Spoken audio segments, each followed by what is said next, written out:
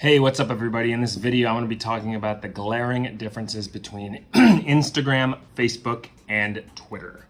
I'm Jeff Pilkington, and this is Launch TV. Now,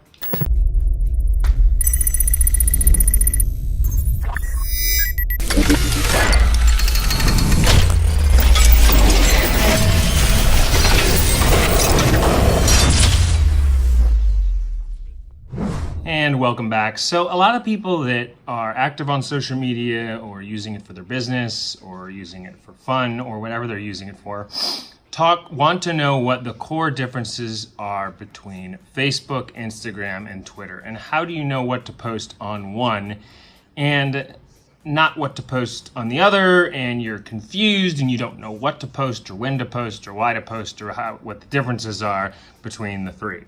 Well, first let me say, Instagram, Facebook, and Twitter are all their own independent entities. And they're all very, very different in the way they operate and what they are for content. Let's start with Twitter first, because I think that Twitter is the easiest and we'll work out from there. So Twitter, the reason I think that Twitter is easy to understand is because on Twitter, it's a free-for-all. I tell people this all the time. Post. As far as what content on Twitter, you just post.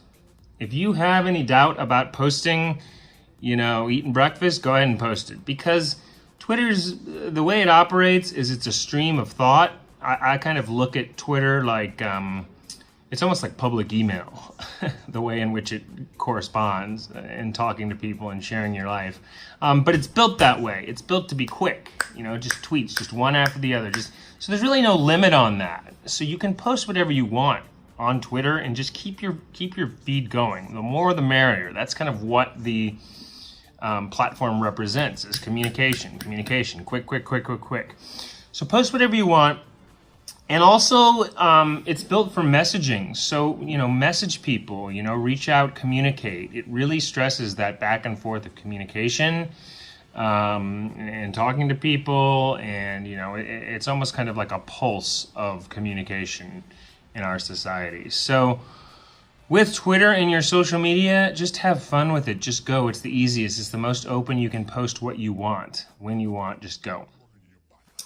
That's as far as Twitter and posting. Now, Facebook is a little bit different, and that the messaging comes in either private messaging or you comment on posts that people have made, which is some different variables as far as that goes. Now, there's two types of Facebook pages. There's actually several types of Facebook pages you can have. You can have a personal page, you can have a business page, you can have a professional page that represents you. There's different types of pages you can have. And I think the way I approach Facebook is like a slower, kind of more refined version of Twitter. And that it's kind of like, if Twitter's like this fast-paced, like do what you want, talk, like communicate, Facebook's like a slower version that's been around for a while, that's older. It's kind of like Twitter's the new cool kid on the block as far as communicating, and Facebook's like, nope, we're going to do it this way. It's kind of like when there was Microsoft.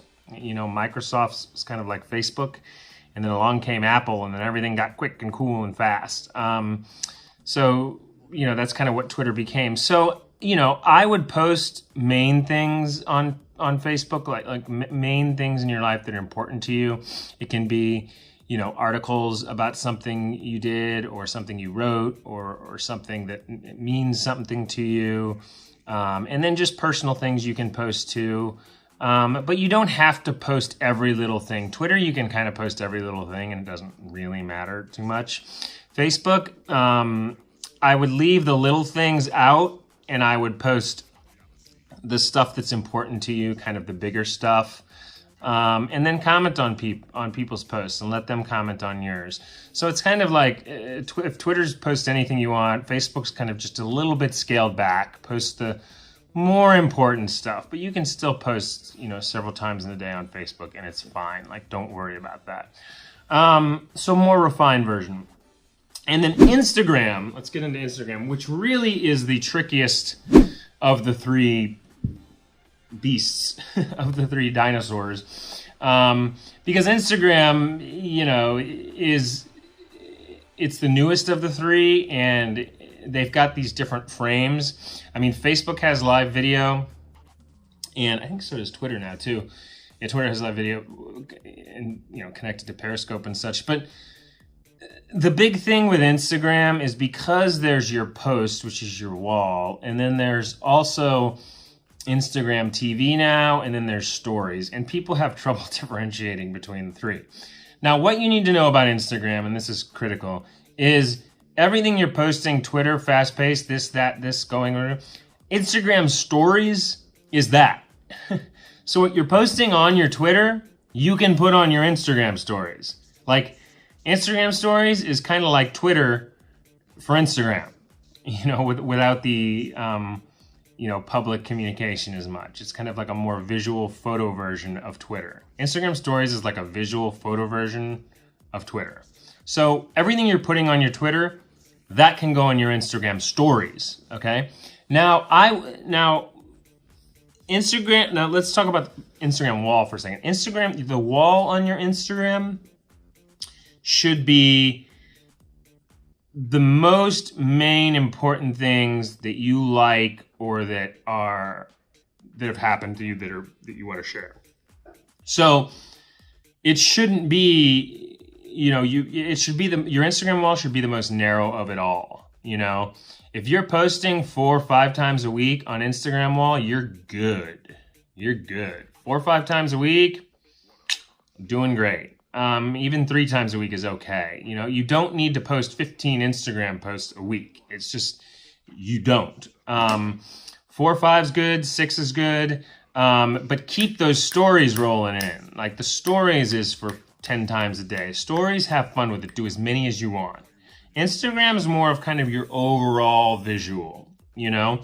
If Instagram is kind of like your house, your Instagram wall is your house, the Instagram stories are what's going on in the day-to-day within your house. That's a good way to look at it. And then you've got Instagram TV, which has come out now, which is kind of like the commercial for your house. So you've got the house, what happens in your house, and then you've got ads for your house. And Instagram TV, a lot of people start their own shows on that. They're using, you know, all sorts of, there's different things that people are using Instagram to kind of market themselves. It's more of kind of like a marketing platform for yourself. So that's what you need to know. You know, view it like a house. View Instagram as like a house, and your wall is your basic house that people walk into and visit. Your stories are what's going on in the house day to day, and then Instagram TV is a way to market your house, if that makes sense, and advertise kind of what you're doing. That's how I would look at that. So that's the best way I could sum the 3 up right now. Twitter, you can post all day long whenever you want, all the time. Instagram, I just outlined. Facebook, scaled back. Twitter, basically, is how I would look at it. I would say that Facebook is in between how your Instagram wall is and how your Instagram stories and Twitters are. It's kind of like the happy medium in between those two. So I hope that helped. I hope that helps you understand at least what type of content and how often you should post the content. That's what I wanted to get in this video, is what content for those 3 and how often you should post on those 3. That being said, I hope you found this helpful. My name's Jeff Pilkington, and I post here as often as I can, usually 2 or 3 times a week. If you like this video, please be sure to give it a like below, or follow me on YouTube. Just, you know, click the big red button below. And thank you guys for tuning in.